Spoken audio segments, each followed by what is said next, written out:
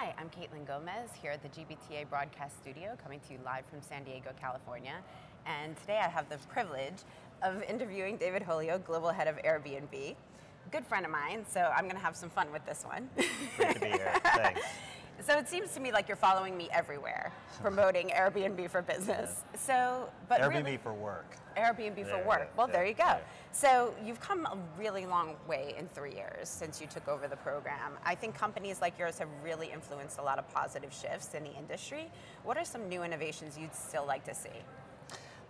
So from a new innovation standpoint, I still think the industry and travel in general hasn't gone far enough with personalization. I think we're seeing a consumerization of travel, and a lot of things in the consumer end of travel make its way into the managed travel space. But I still think that there's a lot that can be built upon for how to really match the right trip, the perfect trip for that individual, and really learn from them. And I think there's a lot of great things that are being done within Airbnb and other companies, but it hasn't gone far enough yet.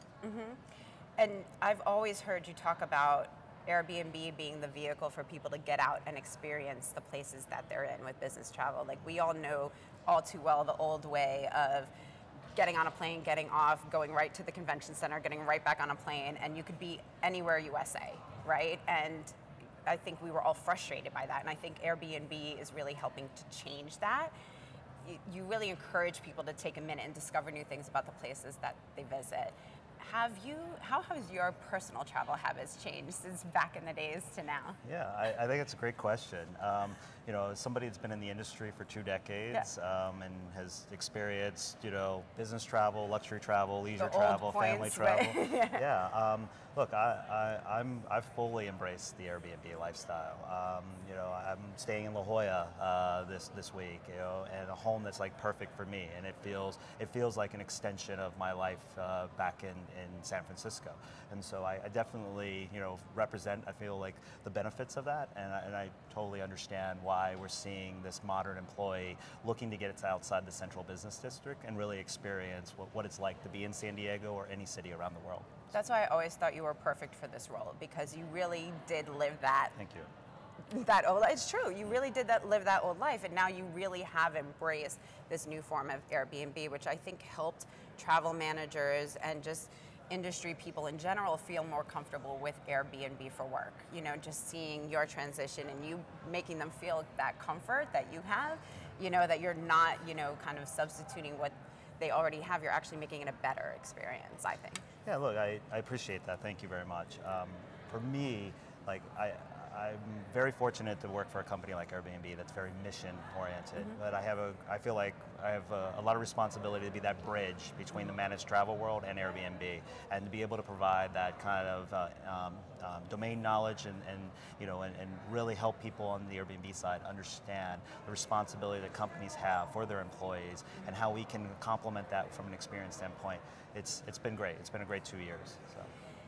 So I've been to Airbnb headquarters. You were generous enough to host the entire GBTA Ladders group at your headquarters for our opening reception last year. So thank you very much for that. People are still talking about it. Anytime.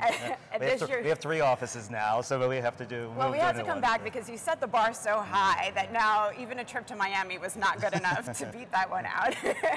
But so the office was fun. It was interactive. It inspired creativity.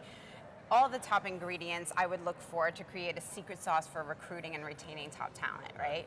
So what do you think companies have to do to keep superstars in their door and to bring in new places? Like, I feel like the free food and the cool place to work, it just isn't enough anymore. Yeah, well, I think it starts with travel.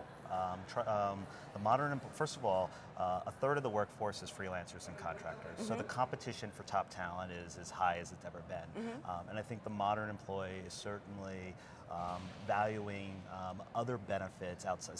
Salary is a given, right? You're going to pay this, and there's going to be certain benefits, but they view travel as a perk, as a benefit. The modern employee wants to travel. They actually want to travel more often. They want to stay longer. They want to mix downtime and leisure time. And I'm surprised to see the amount of people that are coming in and hearing companies here and during the conference and in the past talk to us about employees coming through the recruiting standpoint and actually negotiating, like, what is the travel policy?